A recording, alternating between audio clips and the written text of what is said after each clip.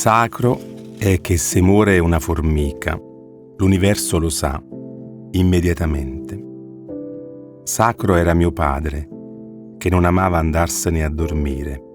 Gli era caro il sonno sul tavolino.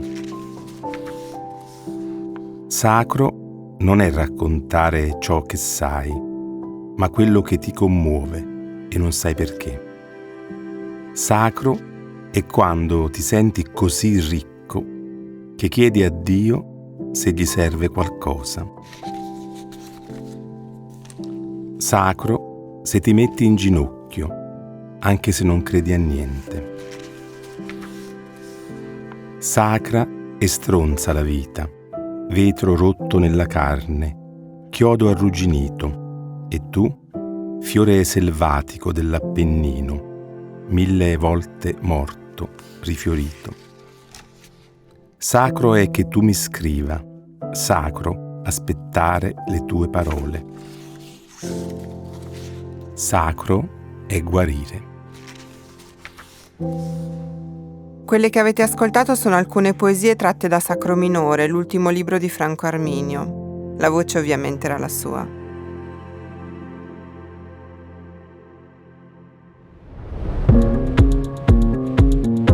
Sono Silvia Nuccini e questo è Voce ai Libri, un podcast prodotto da Cora Media in collaborazione con Intesa San Paolo On Air.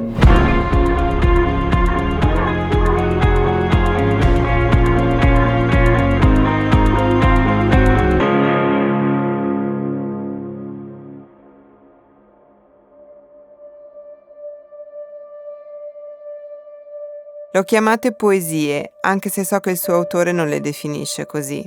E in effetti sono piccole immagini, suggestioni, lampi di luce tenuti insieme da un'idea, che è quella del sacro. Allora partiamo proprio da qui, Franco. Sacro è un aggettivo che usiamo pochissimo, una parola con la quale non abbiamo dimestichezza, che ci sembra lontana e che non ci riguardi. Eppure, ci raccontano i tuoi versi, la nostra vita ne è piena.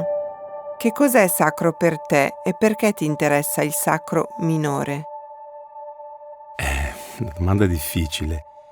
Forse perché mi è difficile sentire, raggiungere il sacro maggiore, che è quello un po' appunto separato, no? Quello che sta in una sorta di recinto, no? Invece il sacro minore è quello che è intorno a noi, è appunto in un filo d'erba, nel passo di un cavallo, in una lumaca, nel volto di una donna, in una formica. E quindi noi abbiamo ogni giorno il sacro a disposizione e il nostro grande errore è quello di non vederlo. Per vederlo basterebbe guardare le cose come se fosse la prima, l'ultima e l'unica volta che le guardiamo. Già solo questo darebbe una enorme solennità alle cose qualsiasi, alle giornate qualsiasi. Anche un vecchio che attraversa la strada, se è l'ultimo vecchio che vediamo nella nostra vita, diventa una visione solenne. Ecco, la mia spinta è quella di ravvivare la mia giornata con queste piccole epifanie, guardando. Ecco, per me il gesto più sacro è essenzialmente guardare le cose che ci stanno intorno nell'idea che non c'è nulla che non sia interessante delle cose che stanno sotto il sole. Questi versi infatti a me sono sembrati tanti piccoli richiami, come dire, guarda che questa cosa è importante, questa formica, questa lumaca, il gesto che fa questa persona. La poesia serve anche a questo, a distoglierci dall'indifferenza. La poesia serve a tante cose, si può fare in tanti modi, esistono tantissime esperienze nel presente ma anche nel passato, per cui è difficilissimo dire a che cos'è la poesia, che cosa serve, chi la fa, chi non la fa. Nel mio caso sì, serve dico nel libro che la poesia è ladra perché ruba un poco di miseria al mondo. Nella mia idea la poesia è un po' anche una preghiera, è un tentativo di riportare Dio sulla terra. Dio ci ha licenziato, la poesia è una sorta di sindacato, lavora per farci riassumere. Sacro forse alla fine possiamo dire è quando la vita ci dice qualcosa, ma è difficile rimanere in ascolto. Esiste qualche metodo, qualche cosa che noi possiamo fare che ci può aiutare a rimanere aperti in una connessione più profonda con la vita? Ecco, io su questo penso che sinceramente non ci sia un mestiere, non si può diventare professionisti del sacro. Non è che c'è una scuola in cui tu impari ad avere queste epifanie, altrimenti sarebbe appunto un lavoro. Si esce, si va dentro la vita e a tutti può capitare appunto di sentire questi scalini per cui come se per un attimo ti risvegli. Noi siamo tutti un po' mezzo addormentati e forse ci serve anche perché sarebbe insostenibile un'intensità continua, quotidiana, attimo per attimo. Il problema è quando è tutta la vita, è deserta e priva di queste epifanie. Quindi io penso che rimanere aperti, guardare, sviluppare l'atteggiamento percettivo più che quello opinionistico potrebbe essere, ecco, una buona premessa a mettersi su quella strada, ma non è detto che poi il sacro ti raggiunga così a comando. È un po' come la poesia, arriva quando vuole lui. Tu hai un rapporto molto stretto con la natura, vivi a Bisaccia, che è un piccolo paese dell'Irpinia, e da molto tempo nel tuo ruolo di paesologo ti batti in qualche modo per restituire un'identità a questi luoghi che sono dimenticati o snaturati. Qual è il tuo rapporto con ciò che ti circonda e quanto influenza la tua poesia? Sì, io vivo intanto nella casa in cui sono nato e non ho mai lasciato appunto il mio paese, che si chiama Bisaccia, ed è sicurissimo che ha condizionato tutta la mia vita e anche tutta la mia scrittura. Proprio quella luce, quel vento, anche il fatto che il paese a un certo punto si è svuotato e continua a svuotarsi. È anche vero che l'assenza da sempre è un po' una strada interessante per la poesia.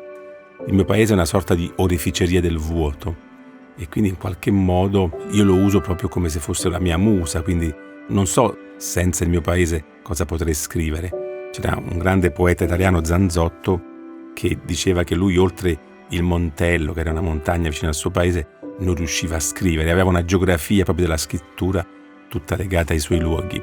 Forse vale anche per me, anche se mi capita di scrivere in treno, però mi porto il mio paese ovunque. Ecco, questo lo sento fortemente.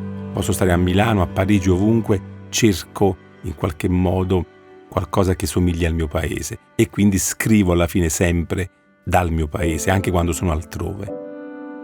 Non hai mai voluto andartene? Non solo non ho mai voluto, ma non ci ho mai pensato.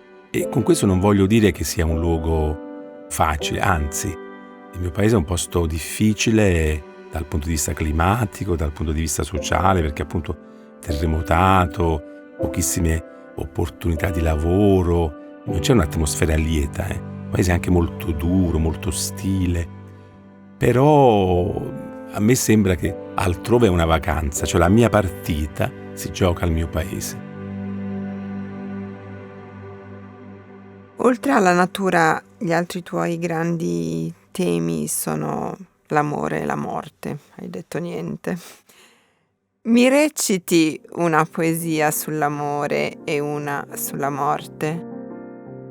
Sull'amore, la prima volta non fu quando ci spogliammo, ma qualche giorno prima, mentre parlavi sotto un albero. Sentivo zone lontane del mio corpo che tornavano a casa.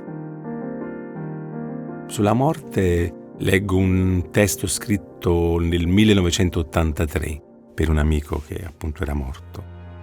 Fa così. Esce la morte dalla buca come la formica per riportare al buio il chicco. Franco, tra tutte le cose sacre che hai messo nei versi, qual è per te la più sacra di tutte? O forse ce n'è una più sacra di tutte che non hai raccontato?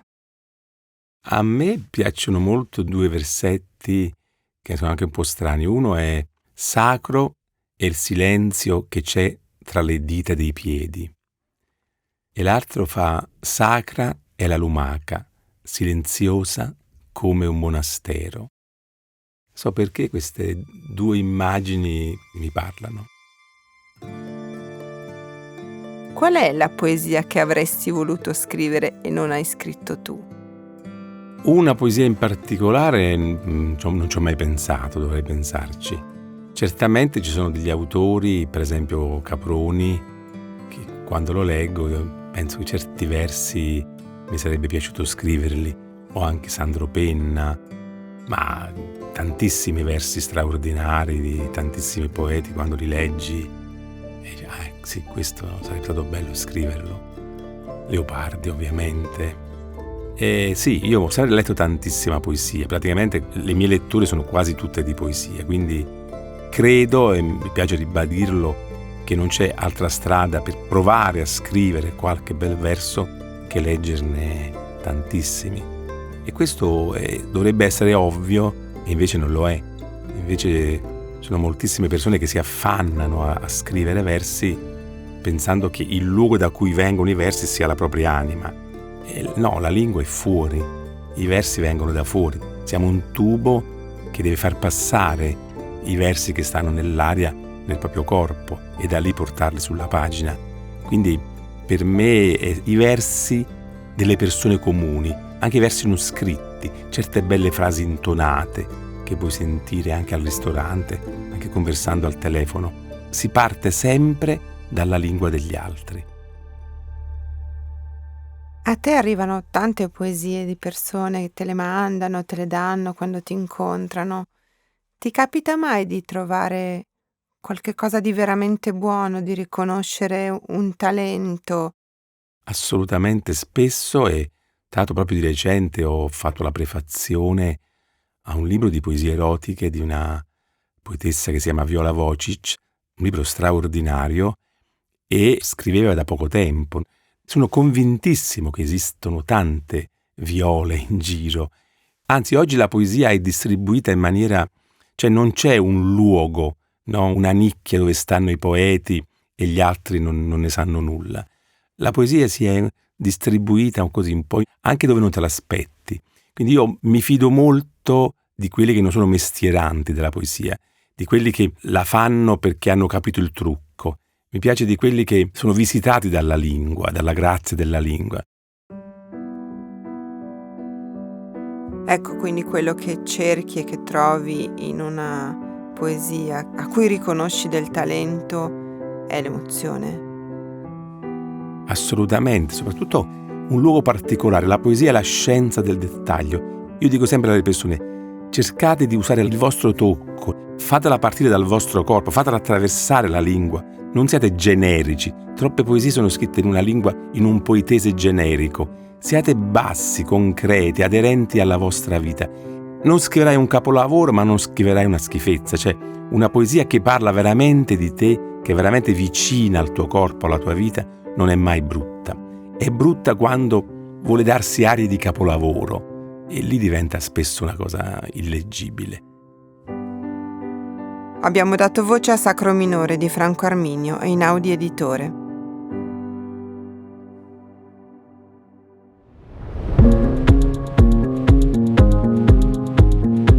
Voce ai libri è un podcast di Cora News prodotto da Cora Media in collaborazione con Intesa San Paolo On Air. È scritto da Silvia Nuccini. La cura editoriale è di Francesca Milano. La supervisione del suono e della musica è di Luca Micheli. La post-produzione e il montaggio sono di Aurora Ricci. Il fonico di studio è Luca Possi. Il producer è Alex Peverengo.